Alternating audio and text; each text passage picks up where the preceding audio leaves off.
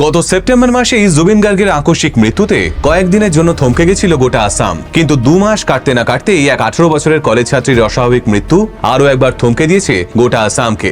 গত 10ই নভেম্বর আসামের জোরহাটের টিটাবরে একটা সেপটিক ট্যাঙ্কের মধ্যে থেকে উদ্ধার হয় এক কলেজ পড়ুয়া তরুণীর পচা গলা দেহ। কিন্তু সেই দেহ উদ্ধার হওয়ার পর পুলিশি তদন্তে এমন কিছু চাঞ্চল্যকর তথ্য উঠে আসে যা কাঁপিয়ে দেয় গোটা আসামকে।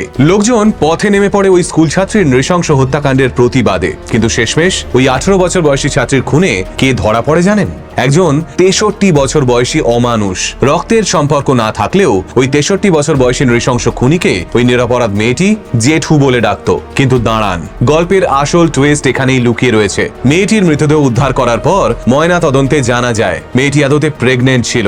হ্যাঁ, সেদিন ওই সেপটিক ট্যাঙ্ক থেকে শুধু 18 বছরের মেয়েটিই নয়, ওর গর্ভের ভিতরে থাকা সন্তানের মৃতদেহটাও উদ্ধার করেছিল পুলিশ, যা ময়না তদন্তের সময় পুলিশ জানতে পারে। কিন্তু মেয়েটির গর্ভে সন্তান এলো কোথা থেকে? হ্যাঁ, আপনারা যেটা গেস করছেন সেটাই সঠিক। ওই 63 বছর বয়সী পারভার্ট অমানুষটাই এটার জন্য দায়ী। কিন্তু একজন 18 বছরের মেয়েকে কিভাবে নিজের ফাঁদে ফেলেছিল ওই 63 বছর বয়সী পারভার্ট বুড়ো লোকটা? আর কেনই বা গর্ভে সন্তান আসার পরেও মাসের পর মাস চুপ করেছিল মেয়েটা? নমস্কার, আমি সুজয় নীল। এতদিন আপনারা আমার চ্যানেলে দেশের বিভিন্ন প্রান্তের মার্ডার মিস্ট্রির কাহিনী শুনেছেন। তবে আজ আমি যে ভিডিওটা বানাতে চলেছি সেটা আমার সবথেকে দুর্ভাগ্যজনক মার্ডার কেস বলে মনে হয়েছে। কলেজে পড়া এক ঝকঝকে তরুণী শুধুমাত্র কালা জাদু, কুসংস্কার আর অন্ধবিশ্বাসের শিকার হয়ে যেভাবে একটা ভণ্ড মানুষকে বিশ্বাস করে অকালে প্রাণ হারালো, তা সত্যি সত্যি মেনে নেওয়া যায় না। যদিও গোটা বিষয়টা এখন আদালতে বিচারাধীন, তবুও আমি চাইবো এই কেসে মূল অভিযুক্ত ওই 63 বছর বয়সী ভণ্ড অমানুষটার যেন সর্বোচ্চ সাজা হয়। আসামের মানুষ যেন ভুলেও ওই অমানুষটাকে ক্ষমা না করে। তাহলে চলুন আর দেরি না করে শুরু করা যাক আজকের ভিডিও, বিপ্লবী দাস মার্ডার কেস।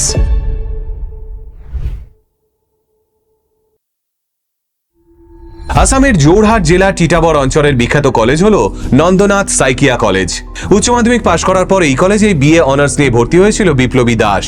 বিপ্লবী যে কমিউনিটি থেকে উঠে এসেছিল সেখানে এখনো 100 জন মেয়ের মধ্যে 70 জন মেয়ে হায়ার এডুকেশন অবধি পৌঁছানোর সুযোগ পায় না। হয় তাদের কম বয়সেই বিয়ে হয়ে যায়, আর নয়তো তারা পড়াশুনো ছেড়ে দেয়। সেই জায়গায় দাঁড়িয়ে বিপ্লবীর কলেজে ভর্তি হওয়াটাই ছিল একটা আলাদা সাফল্য। 7ই নভেম্বর 2025, আর 5টা দিনের মতো সেদিনও কলেজে ক্লাস করতে গেছিল বিপ্লবী। প্রত্যক্ষদর্শীদের মতে ওই দিন বিকেল 4:30 নাগাদ যখন কলেজ ছুটি হয়, তখন কলেজের গেটের বাইরে বন্ধুদের সঙ্গে আড্ডা দিচ্ছিল বিপ্লবী। তার পরনে ছিল একটা নীল রঙের সালোয়ার কামিজ।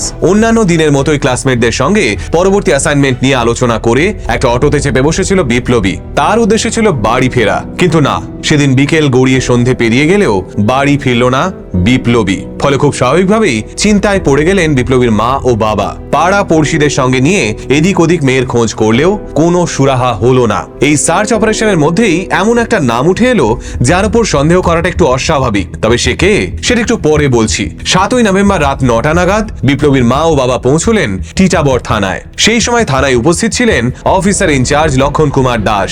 বিপ্লবীকে খুঁজে না পাওয়ার খবরে প্রথমেই থানার অফিসাররা ধরে নিলেন সে এলাকার অন্যান্য কম বয়সী মেয়েদের মতো হয়তো নিজের প্রেমিকের সঙ্গে পালিয়েছে। কিন্তু বিপ্লবীর মা বাবা বারংবার অফিসারদের এটাই বোঝানোর চেষ্টা করলেন যে তাদের মেয়ে এমন নয়, সে পড়াশোনায় ভীষণই সিরিয়াস। শেষ অবধি এফআইআর লজ হলো, কিন্তু ইমিডিয়েট লিডের অভাবে বিষয়টা নিয়ে সেই রাতে আর তেমন কোনো মুভ করলো না পুলিশ। 8ই নভেম্বর সকালবেলা ওই অঞ্চলের লোকেরা অনেকে মিলে জড়ো হলো একটা আশ্রমের সামনে। সেই আশ্রমটি যে চালায় তার নাম জগৎ সিং। কি হয় সেই আশ্রমে? মূলত মানুষের নানান অসুবিধার সমাধান করা হয় মন্ত্রপাঠ এবং হোম যজ্ঞের মাধ্যমে। ওই যে কিছুক্ষণ আগে বলছিলাম সার্চ অপারেশন একজনের নাম ভেসে আসছিল, সে আদতে জগৎ সিং। এই জগৎ সিং লোকটা এলাকায় খুবই জনপ্রিয়, কারণ লোকটার কাছে এসে অনেকেই অনেক উপকার পেত।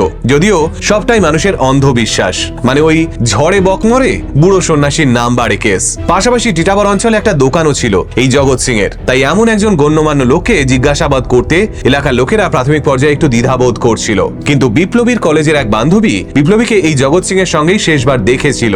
লোকজন জড়ো হয়েছে দেখে জগৎ সিং বাইরে এসে স্পষ্ট জানালো, গতকাল আমার সঙ্গে বিপ্লবীর রাস্তায় দেখা হয়েছিল ঠিকই, কিন্তু তারপর সে কোথায় গেছে এই ব্যাপারে আমি কিচ্ছু জানি না। এবার আপনাদের কি মনে হবে 8 তারিখ সারাদিন পুলিশ কি করছিল? উত্তরে একটা কথাই বলা যায়, কিছুই না। শুধু কয়েকটা রুটিন মাফিক ফোন কল আর কয়েকজন কনস্টেবলকে এলাকায় একটু নজর রাখিস তো বলা ছাড়া টিটাবর থানার পুলিশ 8 তারিখ সারাটা দিন কিছুই করেনি। আর পুলিশের এই নিষ্ক্রিয়তায় খেপিয়ে তুলেছিল সাধারণ মানুষকে। তাই তারা 8 তারিখ রাত্রি থেকেই পথে নেমে বিক্ষোভ দেখানো শুরু করলো। ফলে 9 তারিখ সকালের মধ্যেই সেই বিক্ষোভের আঁচ গিয়ে পৌঁছলো জোরহাটের সুপারিনটেন্ডেন্ট অফ পুলিশ শুভ্রজ্যোতি বোরার অফিসে। গোটা বিষয়টার গুরুত্ব বুঝতে পেরে অফিসার বোরা এক মুহূর্তে মুহূর্ত দেরি না করে ডিপ্লয় করলেন স্পেশাল ইনভেস্টিগেশন টিম। সেই টিমে যেমন পুলিশের গোয়েন্দারা থাকলেন, তেমনি ফরেন্সিক বিশেষজ্ঞ থেকে সাইবার এক্সপার্ট সকলে জুড়ে গেলেন। 9 তারিখ বিকেলের মধ্যে স্পেশাল ইনভেস্টিগেশন টিম জিজ্ঞাসাবাদের জন্য থানায় নিয়ে এলো জগৎ সিংকে, কিন্তু তখনও বিপ্লবীর কোনো খোঁজ মেলেনি। তাহলে তারপর পুলিশ কিভাবে জগৎ সিংকে সবকিছু স্বীকার করতে বাধ্য করলো? আর সেপটিক ট্যাঙ্কের ভিতর থেকে বিপ্লবীর মৃতদেহ উদ্ধারের পর কেন চমকে উঠল পুলিশ? এবার সেটাই জানবো। 9 নভেম্বর সারা রাত্রি জগৎ সিংকে ম্যারাথন জিজ্ঞাসাবাদ চালালো পুলিশ। এর নেপথ্যে একটাই কারণ, বিকেলবেলা বেশ কিছুক্ষণ ধরে বিপ্লবীর ফোনের লোকেশন এবং জগৎ সিং এর ফোনের লোকেশন একই জায়গায় দেখাচ্ছিল। 9 তারিখে রাতে টিটাবর থানার বাইরে যখন লোকে লোকারণ্য, তখনই থানার প্রিমিসেসে চিন্তিত অবস্থায় ঘোরাঘুরি করতে দেখা গেল দুজন মাঝবয়সী লোককে। এদের মধ্যে একজনের নাম জীবন আর একজনের নাম কৃষাণ। সম্পর্কে এরা জগৎ সিং এর ছেলে। হ্যাঁ, জগৎ সিং এর দুটো বড় বড় ছেলেও রয়েছে। এবার 9 তারিখ সারা রাত ধরে পুলিশের করা মানসিক চর্চা সহ্য করতে করতে একসময় বিধ্বস্ত হয়ে পড়ে জগৎ সিং। তাই 10 নভেম্বর সকালে সেই সিচুয়েশন থেকে বেরোনোর জন্য একটা নতুন নাটক ফাঁদে। সে প্রস্রাব করতে যাওয়ার নাম করে ওয়াশরুমে ঢুকে সেখানে কোনো ধারালো লোহার টুকরো দিয়ে নিজের হাতের শিরা কেটে বসে। কিন্তু পুলিশ স্টেশনের গার্ডদের তৎপরতায় জগৎ সিং এর সেই নাটক দীর্ঘস্থায়ী হয় না। তারা জগৎ সিংকে উদ্ধার করে ওর হাতে ব্যান্ডেজ বেঁধে ওকে নিয়ে সোজা চলে যায় জোরহাট মেডিকেল কলেজে। সেখানে গিয়ে জগৎ সিং এর ট্রিটমেন্ট করিয়েই ওকে আবারও থানায় নিয়ে আসা হয় জিজ্ঞাসাবাদের জন্য। তবে এইবার জিজ্ঞাসাবাদের সময় পুলিশ নিজেদের স্পেশাল ট্রিটমেন্টের ডোজটা আরেকটু কড়া করে। ফলাফল স্বরূপ 10 নভেম্বর মধ্যরাতে পুলিশের সামনে অবশেষে জগৎ সিং স্বীকার করে সেই খুন করেছে বিপ্লবীকে। আর তারপরেই 11 নভেম্বর ভোর 3:30 নাগাদ জগৎ সিং এর মালিকানাধীন একটা দোকানের পিছনে থাকা সেপটিক ট্যাঙ্কের মধ্যে থেকে উদ্ধার হয় বিপ্লবী দাসের অর্ধনগ্ন পচাগলা দেহ। সেই সেপটিক ট্যাঙ্কের উপর থেকেই পুলিশ উদ্ধার করে বিপ্লবীর কলেজ ব্যাগ, একটা নোটসের খাতা, একটা বই এবং এবার যে জিনিসটার নাম বলবো সেটা রীতিমতো চমকে দিয়েছিল পুলিশকে। ওই সেপটিক ট্যাঙ্কের উপর বিপ্লবীর ব্যাগ থেকে পুলিশ উদ্ধার করে একটা প্রেগা নিউজের কিট। কিন্তু একজন কলেজ স্টুডেন্টের ব্যাগে এই প্রেগন্যান্সি টেস্টের কিট কি করছে? এই প্রশ্নই চমকে দেয় পুলিশকে। প্রাথমিক পর্যায়ে এই বিষয়টা নিয়ে জগৎ সিংকে জিজ্ঞাসাবাদ করা হলে সে কিছু না জানার ভান করে। আর খুনের কারণ জানতে চাইলে জগৎ সিং জানায় বিপ্লবী নাকি তাকে বেশ কিছুদিন ধরে ব্ল্যাকমেল করছিল টাকার জন্য। টাকা না দিলে বিপ্লবী নাকি ধর্ষণের মিথ্যে অভিযোগ আনত জগৎ সিং এর বিরুদ্ধে। তাই সেদিন টাকার কথা বলে বিপ্লবীকে দোকানে ডেকে নিয়ে এসে তাকে গলায় ফাঁস দিয়ে খুন করেছিল জগৎ সিং। পুলিশ ততক্ষণে বিপ্লবী দাসের উদ্ধার হওয়া মৃতদেহটিকে ময়না তদন্তের জন্য গুয়াহাটি পাঠিয়ে দিয়েছিল। সেখানেই কনফার্ম করা হয় বিপ্লবীকে গলায় ফাঁস দিয়েই হত্যা করা হয়েছিল। পাশাপাশি মৃতদেহের হাত ও পায়ের কিছু আঘাতের চিহ্ন দেখে বোঝা যায় মারা যাওয়ার আগে বিপ্লবী নিজেকে বাঁচানোর আপ্রাণ চেষ্টা করেছিল। কিন্তু এই মার্ডার কেসে আসল চমকটা আসে তার কিছুটা বাদে। যখন ময়না তদন্তের ফাইনাল রিপোর্ট আসলে পুলিশ জানতে পারে বিপ্লবী আসলে বেশ কিছু মাসের গর্ভবতী ছিল। অর্থাৎ জগৎ সিং শুধু একজনকে নয়, দুজনকে একসঙ্গে খুন করে ফেলে দিয়েছিল ওই সেপটিক ট্যাঙ্কে। কিন্তু বিপ্লবী গর্ভবতী হওয়ার পিছনে কি সত্যি সত্যি জগৎ সিং দায়ী, নাকি এখানেই লুকিয়ে রয়েছে অন্য কোনো জ্বলন্ত সত্যি? সেটা জানতে হলে আগে বুঝতে হবে জগৎ সিং ও বিপ্লবী একে অপরকে কিভাবে চিনল সেই বিষয়ে। তাহলে চলুন এবার সেটাই জেনে নেওয়া যাক। জগৎ সিং টিটাবর অঞ্চলের রমরম করে আশ্রম চালানো এক ভণ্ড সাধক, যে নিজের ভণ্ডামি দিয়ে বশ করে রেখেছিল গোটা গ্রামকে। আসলে ভারতবর্ষের প্রত্যন্ত অঞ্চলের মানুষেরা আজও বিজ্ঞানের থেকে বেশি বিশ্বাস করেন তন্ত্রমন্ত্র এবং জাদু টোনায়। কয়েক কোটি মানুষ আজও বিশ্বাস করেন সাপে কামড়ালে হাসপাতালে না নিয়ে গিয়ে তান্ত্রিক বা গুণিনের কাছে নিয়ে গেলে মুমূর্ষু ব্যক্তিটি হয়তো বেঁচে যাবে। এই করতে গিয়ে বহু লোককে প্রাণও হারাতে হয়। তা সত্ত্বেও লোকের চোখ থেকে অন্ধবিশ্বাসের পর্দা সরে না। আর সেই অন্ধবিশ্বাসের পর্দার আড়ালেই বেড়ে ওঠে জগৎ সিং এর মতো রাক্ষসরা। টিটাবর অঞ্চলের লোকজনের শরীর খারাপ হলে কিংবা তারা বিপদে পড়লে অনেকেই ছুটে যেতেন জগৎ সিং এর কাছে। জগৎ সিং তাদের বিভিন্ন মন্ত্র পড়া জল, ভেষজ ওষুধ এইগুলো দিত।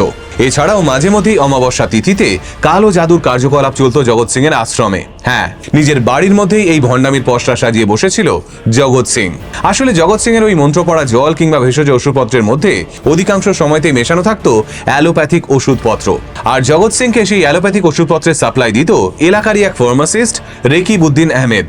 এবার সহজ সরল গ্রামের লোকেদের ওই ওষুধগুলোই অন্য উপায়ে খাইয়ে লোক ঠকানোর ব্যবসা ফেঁদে বসেছিল জগৎ সিং। এই জগৎ সিং আর একটা কাজও করত। পরীক্ষার আগে এলাকার ছাত্রছাত্রীদের মন্ত্রপুত পেন দিত। সেই পেন দিয়ে পরীক্ষায় লিখলে নাকি ছাত্রছাত্রীদের রেজাল্ট ভালো হতো। এবার পড়াশোনা নিয়ে সিরিয়াস বিপ্লবী নিজের মাধ্যমিক পরীক্ষার আগে ফলাফল ভালো হওয়ার আশায় ছুটে গেছিল জগৎ সিং এর আশ্রমে।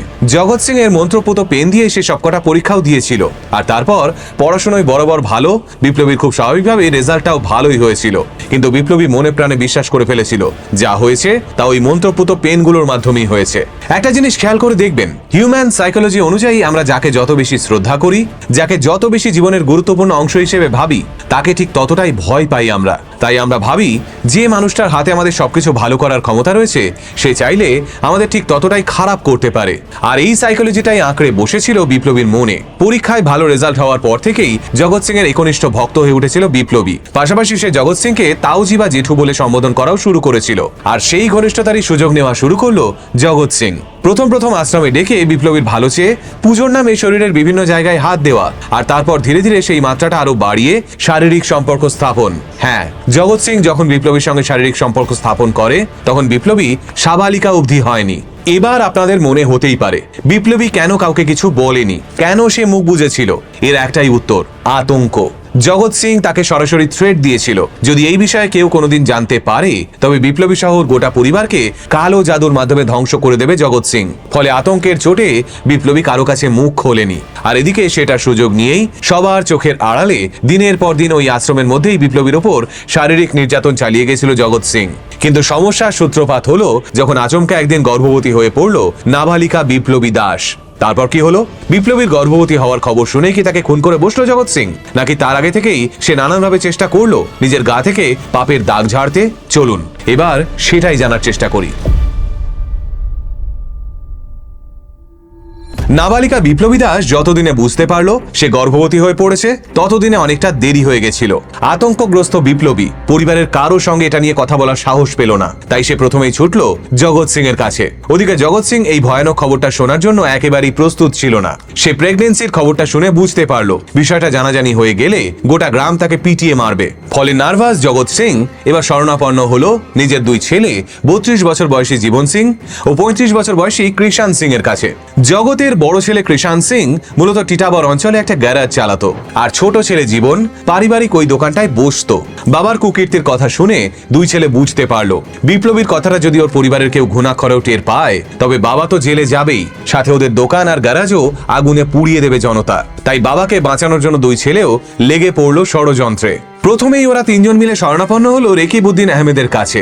রেকিবউদ্দিন বুদ্ধি দিল ওষুধ খাইয়ে গর্ভপাতের, কিন্তু তারপর যখন গোপনে বিপ্লবী শারীরিক পরীক্ষা করা হলো তখন বোঝা গেল গর্ভপাত করাতে গেলে বিপ্লবীরও প্রাণহানির আশঙ্কা ঘটতে পারে। ব্যাস, জগৎ সিং বুঝতে পারে সে বিরাট ফেঁসে গেছে। এবার বিপ্লবী যাতে এই বিষয়টা নিয়ে কারো কাছে মুখ না খোলে তাই জগৎ সিং তাকে ইমোশনাল ব্ল্যাকমেল করে ম্যানিপুলেট করা শুরু করে। সে বিপ্লবীকে আশ্বাস দেয় চিন্তা না করতে, আসামের কোনো এক বড় তান্ত্রিক বিপ্লবীকে এই বিপদ থেকে মুক্ত করবে, তবে তার জন্য মাসখানেক সময় লাগবে। আতঙ্কগ্রস্ত সহজ সরল বিপ্লবী জগৎ সিং এর এই কথাই বিশ্বাস করে নেয়, তাই সে জগৎ সিং এর কথা মতো বাড়িতে কলেজে সর্বত্র স্বাভাবিক আচরণ করতে থাকে। এদিকে ততদিনে জগৎ সিংরা ছোকে বসে একটা সম্পূর্ণ অন্য প্ল্যান। কি সেই প্ল্যান? এবার সেটাই বলবো। 7ই নভেম্বর বিকেলে বিপ্লবী যখন কলেজ থেকে বেরিয়ে অটো ধরে তার কিছুটা বাদে সে গিয়ে নামে টিটাবর অঞ্চলের বাজার এলাকায়। ওখানেই তার সঙ্গে দেখা করে জগৎ সিং আর ওকে বলে দোকানে গিয়ে অপেক্ষা করতে। ঠিক এই সময় বিপ্লবীর এক বান্ধবী জগৎ সিং ও বিপ্লবীকে একসঙ্গে দেখে ফেলে। মূলত এই বান্ধবীর বয়ানের উপর ভিত্তি করেই ইনভেস্টিগেশন শুরু করে পুলিশ। বিপ্লবী দোকানে গিয়ে কিছুক্ষণ অপেক্ষা করার পরেই দোকানে ঢোকে জগৎ সিং, আর তারপর কথা বলতে বলতে আচমকাই বিপ্লবীর উপর ঝাঁপিয়ে পড়ে সে। জগৎ নিজের সঙ্গে করে একটা ওড়না এনেছিল, সেই ওড়নাটাই বিপ্লবীর গলায় পেঁচিয়ে ধরে সে, আর তারপর বেশ কিছুক্ষণ ধস্তাধস্তি করে নিজেকে বাঁচানোর চেষ্টা করার পর অবশেষে আর লড়াই করতে না পেরে প্রাণ হারায় বিপ্লবী এবং তার গর্ভে থাকা সন্তান। আর এই পুরো সময়টায় দোকানের ডালা নামিয়ে বাইরে দাঁড়িয়ে পাহারা দিচ্ছিল জীবন ও কৃষাণ। জগৎ সিং এর মূলত প্ল্যান ছিল বিপ্লবীকে খুন করে 7ই নভেম্বর সন্ধ্যায় ওই দোকানেই ফেলে রেখে যাওয়া, আর তারপর সুযোগ বুঝে রাত্রিবেলা দোকানে ফিরে এসে দোকান থেকে বিপ্লবীর ডেড বডিটা অন্যত্র কোথাও ফেলে দিয়ে আসা এবং সেই ডেড বডির পাশেই প্রেগা নিউজের ওই কিটটা ফেলে আসা, যাতে পুলিশের মনে হয় বিপ্লবীর কোনো কম বয়সী প্রেমিক বিপ্লবী গর্ভবতী হয়ে পড়ার কারণে গোটা ঘটনাটা ঘটিয়েছে। কিন্তু 7ই নভেম্বর সন্ধ্যে থেকেই গোটা টিটাবর অঞ্চলে এমন হুলস্থুল পড়ে যায় যে জগৎ সিংরা ওই দোকানের মধ্যে থেকে বিপ্লবী ডেড বডি বের করে আনার সাহস পায় না। আর পরের দিন অর্থাৎ 8 তারিখ সকাল থেকে তো পরিস্থিতি একদম অন্য পর্যায়ে পৌঁছে যায়। তাই তখন জগৎ সিংরা বাধ্য হয়ে ওদের দোকানের সেপটিক ট্যাঙ্কের ভিতরেই ফেলে দেয় গর্ভবতী বিপ্লবীর নিথর দেহটাকে, আর পুলিশকে বিভ্রান্ত করার জন্য ওখানেই ফেলে রাখে বিপ্লবীর ব্যাগ ও প্রেগা নিউজের কিটটা। আর তারপর ঠিক কি কি হয়েছিল সেটা তো এতক্ষণে আপনারা জেনেই গেছেন। কিন্তু জগৎ সিং এর এই স্বীকারোক্তির ফলে কেন সাসপেন্ড হতে হলো টিটাবর থানার অফিসার ইনচার্জকে, আর জগৎ সিং রাই বা কি শাস্তি পেল, এবার সেটাই জানবো। গর্ভবতী বিপ্লবী দাসের মৃতদেহ উদ্ধার এবং জগৎ সিং এর স্বীকারোক্তির পরেই ঝড় ওঠে গোটা আসাম জুড়ে। মিডিয়া থেকে সোশ্যাল মিডিয়া সর্বত্র তোলপাড় হয়ে যায় এই একটাই খবরে। শুরু হয় মোমবাতি মিছিল, প্রতিবাদী জমায়েত, এমনকি নন্দনাথ সাইকিয়া কলেজের ছাত্রছাত্রীরা পর্যন্ত হাতে কালো রিবন বেঁধে পথে নামে প্রতিবাদে সামিল হতে। সেখানেই একটা প্ল্যাকার্ডে লেখা থাকে, বিপ্লবীজ dreams drowned in sewage but her spirit rises against silence. অর্থাৎ বিপ্লবীর স্বপ্নগুলো নর্দমার জলে ডুবে গেলেও বিপ্লবীর আত্মা নীরবতার বিরুদ্ধে গর্জে উঠবে। জোরহাটের এই ঘটনা অনেকেরই 2018 সালের কামরূপ যোগাশ্রম স্ক্যান্ডালের স্মৃতি উস্কে দিয়েছে। ইতিমধ্যেই পস্কো আইনের সেকশন 5 ও 6 ধারায় কেস করা হয়েছে জগৎ সিং এর নামে। পাশাপাশি ভারতীয় ন্যায় সংহিতার 103 ধারাতেও কেস করা হয়েছে জগৎ সিং সহ বাকিদের নামে। ওই সেপটিক ট্যাঙ্ক থেকে যে ডিএনএ স্যাম্পল উদ্ধার হয়েছে তা মৃতা বিপ্লবী দাসের সোয়াব টেস্টের স্যাম্পলের সঙ্গে ম্যাচ করেছে। পাশাপাশি ফরেন্সিক বিশেষজ্ঞরা ওই দোকান থেকে পোশাকের যে ফাইবার উদ্ধার করেছিলেন সেটাও বিপ্লবী দাসের পোশাকের সঙ্গে ম্যাচ করে গেছে।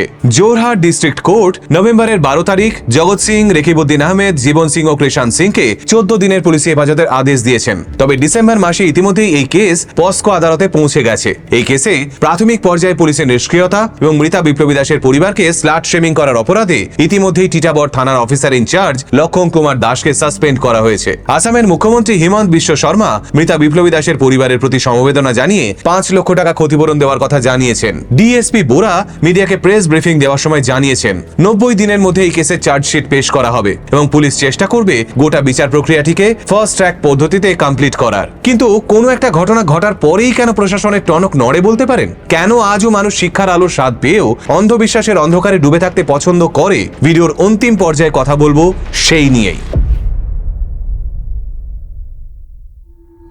আসাম ট্রিবিউনের রিপোর্ট বলছে এই বছর শুরুর মাত্র 2 মাসের মধ্যেই আসামে 121 জন মহিলাকে ধর্ষিতা হতে হয়েছে। এই রিপোর্টেই একটা জায়গায় উল্লেখ করা আছে 2024 সালে আসামে 1019 খানা ধর্ষণের ঘটনা ঘটেছে এবং কয়েক হাজার মেয়ের রীতিমতো নিরুদ্দেশ। কিন্তু তার মধ্যে 70% ক্ষেত্রেই পুলিশের দেরিতে এফআইআর লেখা কিংবা স্লাট শেমিং এর চক্করে কেসগুলো পড়ে রয়েছে ঠান্ডা ঘরে। অন্যদিকে ক্রমেই আসামের বুকে এই ভণ্ড বাবাদের রমরমা ক্যান্সারের মতো বেড়ে চলেছে। আসলে মানুষদের দুর্বল জায়গাগুলোতে আঘাত করে তাদের বিশ্বাস অর্জন করাই এমন ভণ্ড বাবাদের কাজ। পশ্চিমবঙ্গেও কিন্তু এমন ভণ্ড বাবা মায়েদের কমতি নেই। লোককে ভয় দেখিয়ে তাদের চোখে কুসংস্কারের পর্দা চাপিয়ে সংসার চলে এইসব ভণ্ডদের। তাই ভীষণ সাবধান। এমনিতেই চারদিকে যা পরিস্থিতি তাতে আমরা সবাই কম বেশি মানসিকভাবে দুর্বল। সবার জীবনে কোনো না কোনো সমস্যা রয়েছে, সবারই জীবনে কোনো না কোনো দুর্বলতা রয়েছে। খেয়াল রাখবেন এই ধরনের ভণ্ড লোকগুলো যেন সেই দুর্বলতার সুযোগ নিয়ে রাক্ষসে পরিণত হতে না পারে। শুরুতেই রাক্ষসদের বধ করুন, আর নয়তো যত দ্রুত সম্ভব পুলিশের সহায়তা নিন। কারণ রাক্ষসদের বাড়তে দেওয়ার ফলাফল হলো বিপ্লবী দাসের ওই চরম পরিণতি। মাত্র 18 বছর 2 মাস বয়সেই পৃথিবী থেকে বিদায় নিতে হলো বিপ্লবীকে। তাই আবারও বলছি, অন্ধবিশ্বাস কিংবা কুসংস্কারের শিকার হবেন না। যুক্তি দিয়ে ভাবুন আর বিজ্ঞান দিয়ে বিচার করুন। ভূত, প্রেত, কালা জাদু আর তন্ত্রমন্ত্র এসব ইউটিউব ভিডিও আর পডকাস্ট অবধি ঠিক আছে, ব্যক্তিগত জীবনে এসবে বিশ্বাস না রাখাই ভালো। আমার আজকের ভিডিওটা আমি এখানেই শেষ করছি। দেখা হবে নতুন কোনো ভিডিওতে। ততক্ষণ অবধি সকলে ভালো থাকবেন, সুস্থ থাকবেন আর অবশ্যই সাবধানে থাকবেন। নমস্কার।